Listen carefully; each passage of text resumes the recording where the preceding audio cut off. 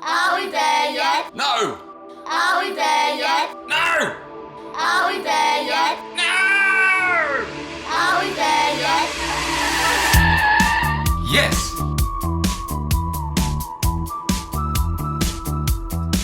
Dad, I'm hungry. G'day humans, Chris Stead here. I'm on the road and today I'm at the Port Macquarie Breakwall Holiday Park on the mid-north coast of New South Wales. Now I'm here with a full family, my wife and 3 kids, 10, 8 and 6. We're on the way actually down from Brisbane back to Sydney. We've just done a one-nighter here, but I wanted to shake you on a tour because this is really quite an excellent holiday park, which feels very new and has a fantastic location.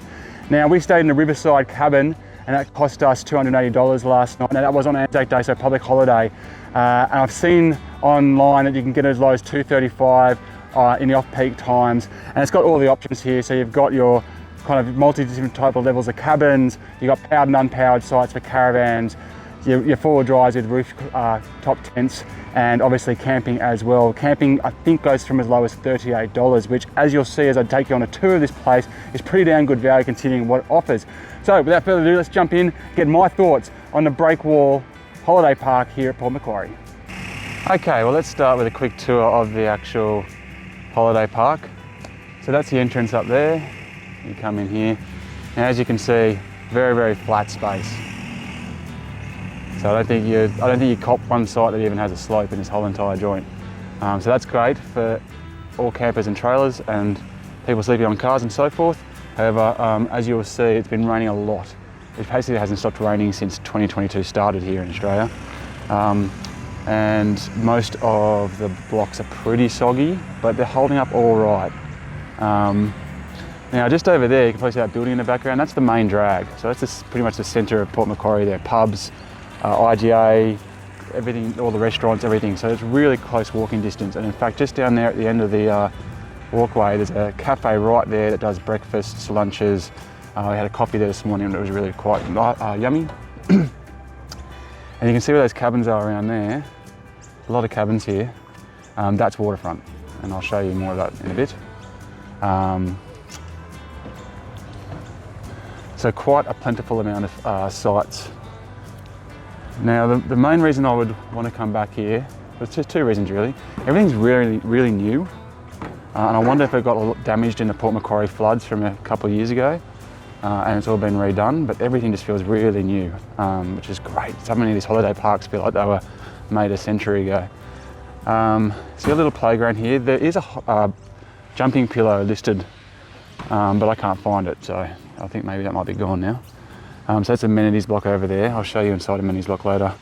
You've got e-bike hire here, which is very handy because there's a walkway that goes in front of this holiday park that then goes all the way across the whole of the Port Macquarie beach frontage to Lighthouse. So that's pretty cool. We've got a dog wash here as well, which I can't recall ever seeing before in the holiday park. So pet friendly, very much pet friendly. There's a little playground, like not much doing really. And you can totally see over there as well a barbecue. Now there is also a camp kitchen, which I'll show you in a sec. Nice sized pool here at the entrance. That's reception up in the building there. It's got all your classic necessities. Pretty quiet space actually, despite all the buildings that are around here. It was Anzac Day last night and there was nothing rowdy going on that concerned us. So really nice, generously sized pool here. You can fit a lot of people, not too much in the way of sun loungers. And there's nothing particularly exciting about it. But definitely nothing to complain about. And a little kiddie pool as well at the end here if you've got toddlers, so that's nice. Now, just past those far trees you can see there's Town Beach. You've also got the main swimming beach there for the town. Easy walking distance, flags and so forth. Take a quick look into the camp kitchen. Probably a couple of barbecues here. Yeah. And again, like a lot of the things here, pretty new, modern and provisioned.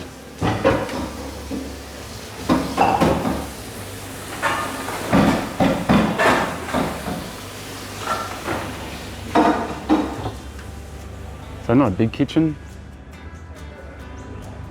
but definitely handy. We can't open this I don't think at the moment. No, there's a kids corner in there as well. A few other bits to do. Now you can see some cabins up there, through the bushes. There's a whole different variety of cabins here. And I'll show you our cabin in depth. I can't speak to what's inside these other cabins, but there's a cabins provision the whole entire way around the front on this side of the park. On the other side of the park, there's trailers, spots for trailers and tents near the river as well. I think they've done a really good job with the layout, to be fair. I'd be interested to see this place like in the heat of summer, like how packed it gets, but everything seems to be really pretty spread out. This is really interesting too here. Little like studios, like almost like a motel, like a roadside motel. So provides different opportunities to stay depending on your budget and the number of you.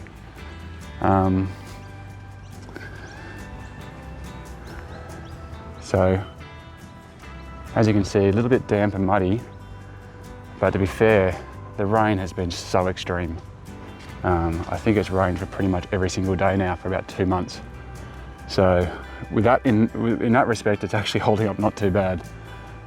Despite the fact it looks quite muddy at the moment, it's probably as good as you're going to get anywhere on the east coast of Australia at the moment. And like I said, it was Anzac Day last night, so not too busy, really, for what is the last day of a public holiday long weekend. There's also a big Ironman event here over the weekend, so you'd expected there to be some people staying here from that. I'm not going to walk all the way down to the end because it's just more of the same, to be honest. There's another amenities block there, but it does give you an idea of the space and the size and the scale of what you can expect when you get here. And level blocks all around. A lot of these new concrete slabs look new, like that one. So like a lot of the holiday parks we're seeing now, it's definitely becoming more tiered towards camper vans and four drive roof tents than actual tents. But these are all powered, as you can see. No, I haven't seen any ensuite sites for those of you who like to camp with put a trailer and have an ensuite. I haven't seen any of those here. There's another amenities block right in the far distance as well. So 3 big amenity blocks, all new and shiny. So I picked the moment when no one is here just to give you a quick look at the amenities blocks. All very new, all very shiny, very good. For those of you who are camping or in a trailer. So ample amounts of showers. They all look brand new, to be honest.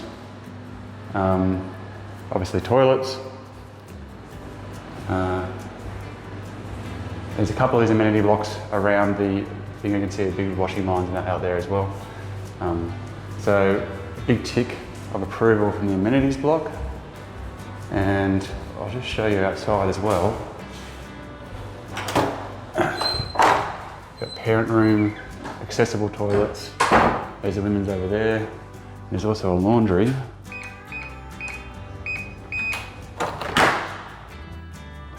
As well.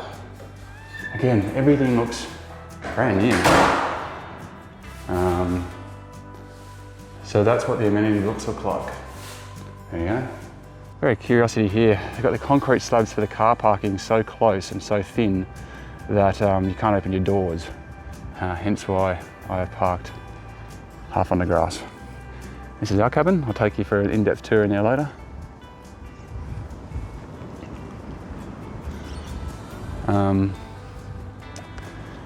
Damn, I wish I'd had my fishing gear this morning. And all the way down at the end of this pathway here, it's a fantastic walk. There's a really great brand new skate park. For the sake of completion, I thought I'd just show you what it looks like at this end.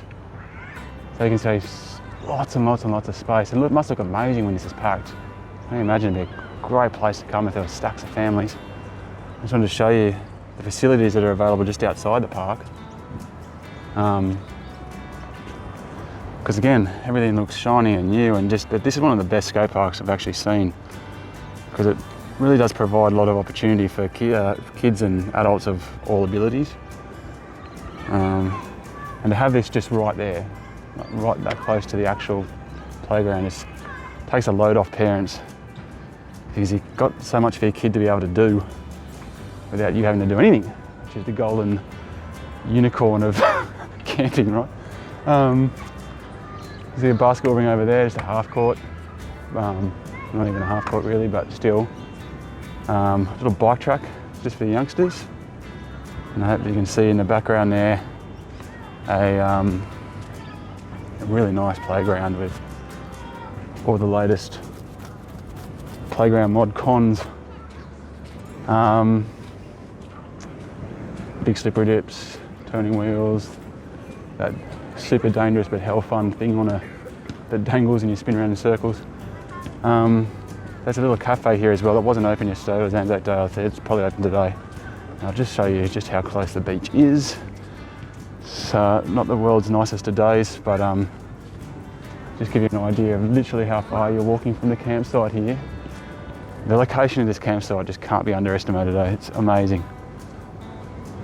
And all you got to do is come over past the stunning rocks and you are at the beach.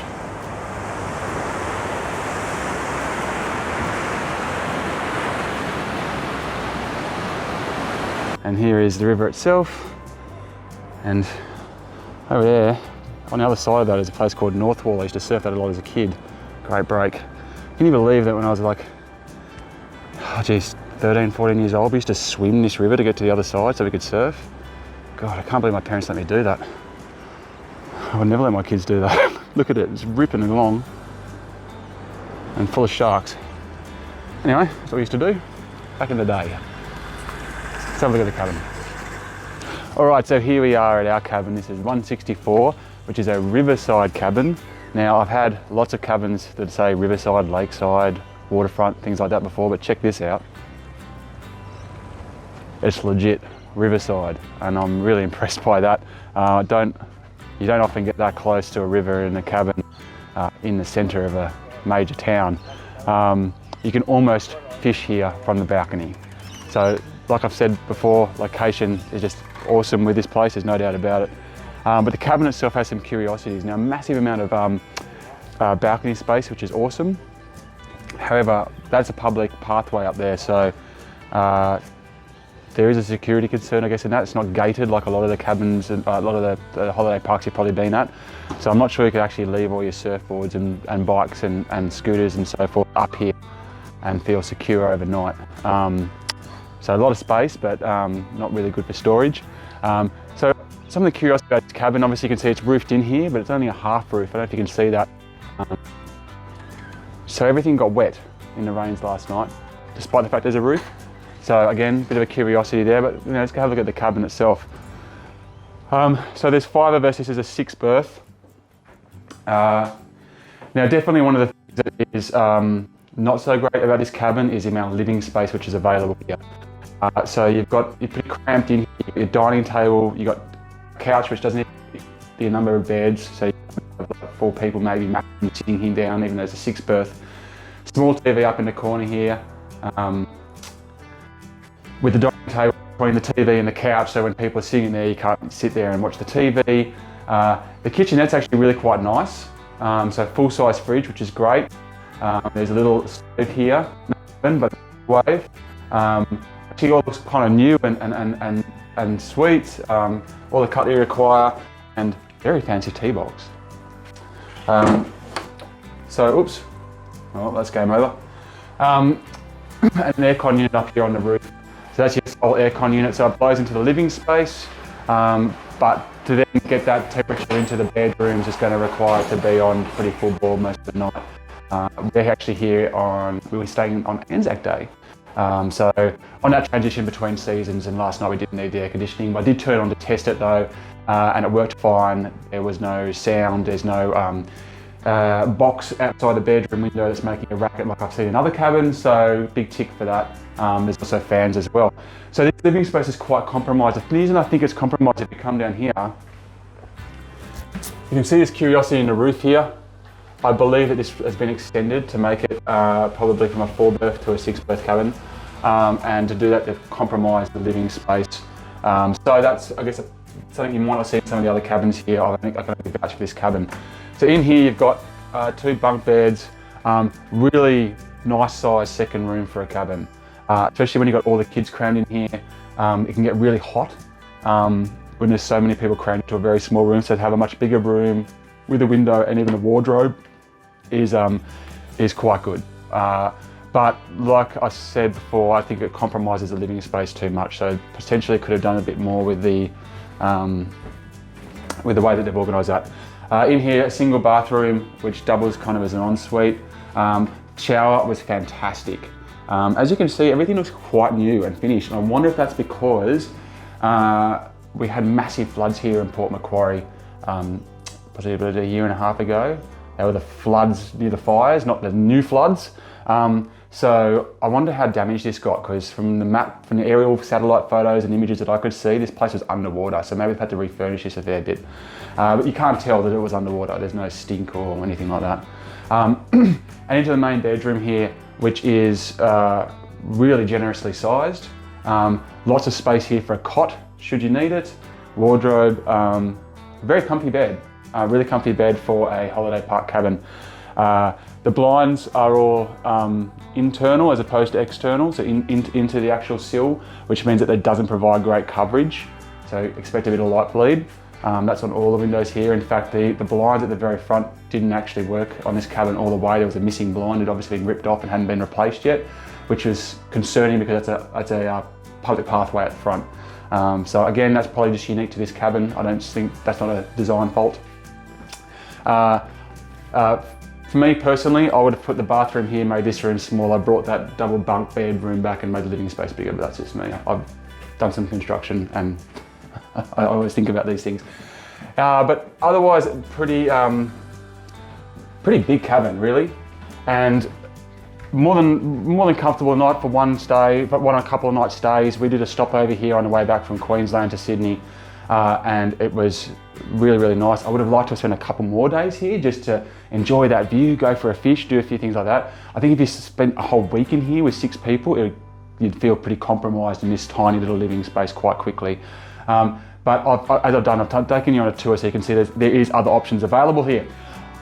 I'm Chris from Finder. Thank you very much for watching. Make sure you subscribe to the channel because I am doing as many of these reviews as I can of the cabins as I go around Australia and different holiday parks and so forth. But as for now, back on the road.